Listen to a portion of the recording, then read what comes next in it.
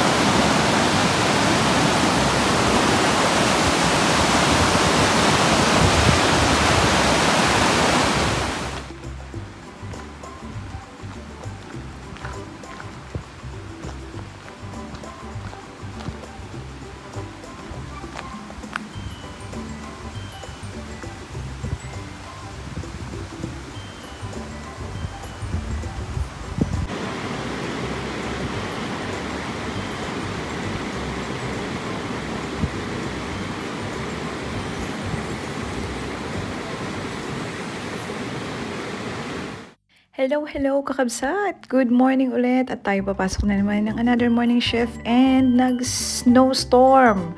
And sabi nga nung residente na kausap ko dyan, sabi niya mga alas 3, alas 4 daw ng madaling araw saka nagkaroon ng snowstorm. Pero guys, hindi naman siya ganun kalamigan. Kaya pa naman. Laban!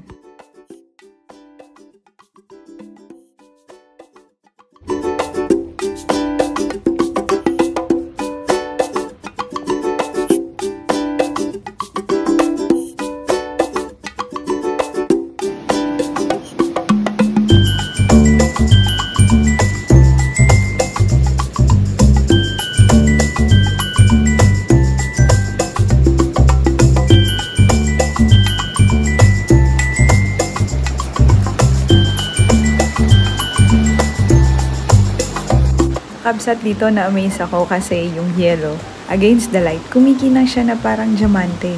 Sana nga, diamante na lang siya kasi pupulutin ko yan.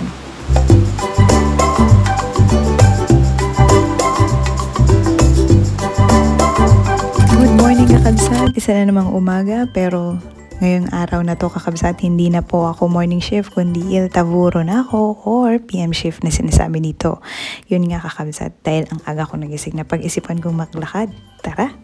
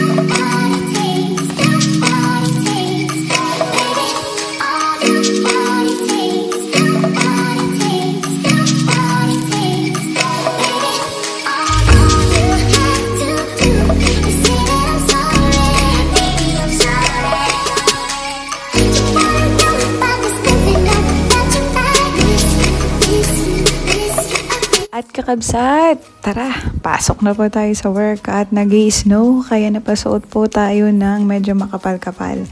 Sakto lang po pala yung lamig, kaya pa naman, and hindi pa naman siya yung as in major na malamig kasi nasa mga 1 degrees pa po yata dito at that time.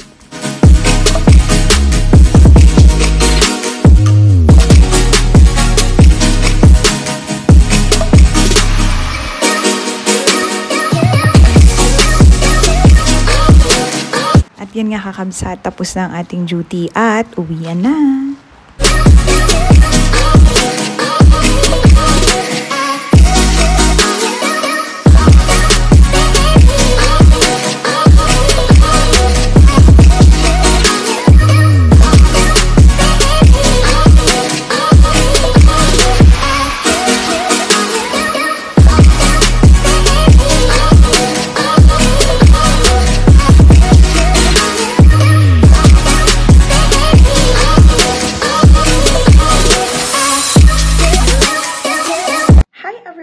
Papakita ko sa inyo ang mga pinamili ko online, pero sa thrift store po online, or yung tawag sa atin sa Pilipinas is ukay-ukay. Yun nga po is dito, uso din po ang thrift shopping, wherein makakahanap ka pa ng magandang quality at mura pa ang halaga. Specifically, pang winter po siya. Kasi ngayon, papalapit na po ang winter, kailangan po natin talaga ng magandang suot, panlamig. Yun nga guys, ang una ay ito. Ito po siya. Parang wool po siya. At napakaganda po niya guys. Ayan. Parang bago pa siya. Parang nagamit lang siya once. And I think I bought this with 10 euros lang po online. Pinadala lang din po dito sa akin. Which is maganda, makapal at mainit. Or ang ganda ng quality niya guys. Hemline po niya is super maganda. Walang punit, walang sira. Kung makikita mo to sa supermarket or sa mga shopping store, retail store, mahal pa po to guys. Kasi may nakikita po ako sa mga retail store, sa city, or before po nung nasa Vanta pa kami, na nagagawa sa Helsinki. Mahal po talaga guys yung mga ganitong quality guys. Next naman, is ito. Ito nga guys yung isa. Yes guys. Talvita, cute po siya yan. Parang trench coat po siya, pero makapal pa rin po. Ang tatak po niya ay Pull and Bear, guys. Siya, guys. Ayan. Medyo may kahabaan din po. And, try po natin.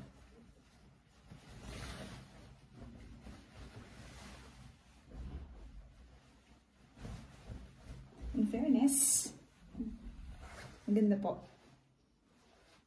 Size po natin. Guys, ito yung isa.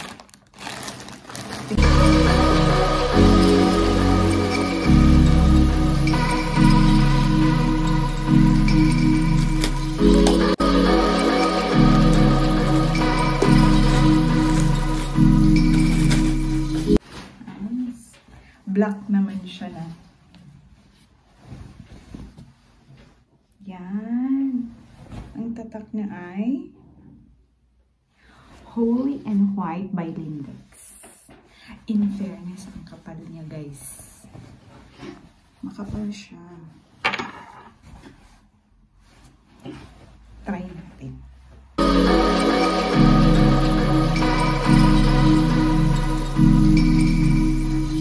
Ay, in fairness, lumalaban guys. Ayan siya.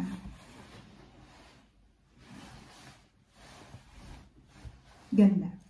Maganda. At yan nga kakabsat, ang mga naukay natin, good price with good quality. Yan nga guys ang lumalabas sa applications. Kung gusto nyo pong malaman kung saan ko na-order ang mga ito, kindly just click on the description below. Kindly subscribe. Salamat!